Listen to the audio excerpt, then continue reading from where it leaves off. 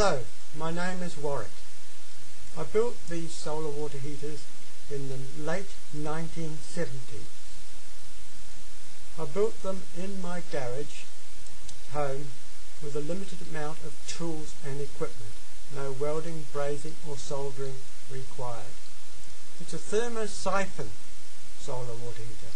So the heated water rises up to this tank, which we're going to look into now, which sits above the solar panel. This tank is insulated with polystyrene, and as you can see, it's a very, very simple tank. We'll lift the lid now and see what's inside. Very simple inside, full cock valve, inlet and outlet pipes.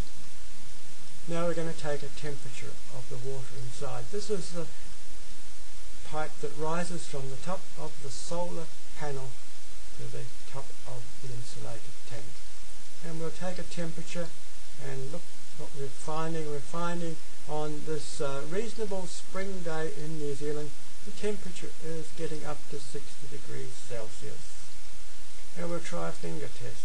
Let's see what happens. Wow, that was hot.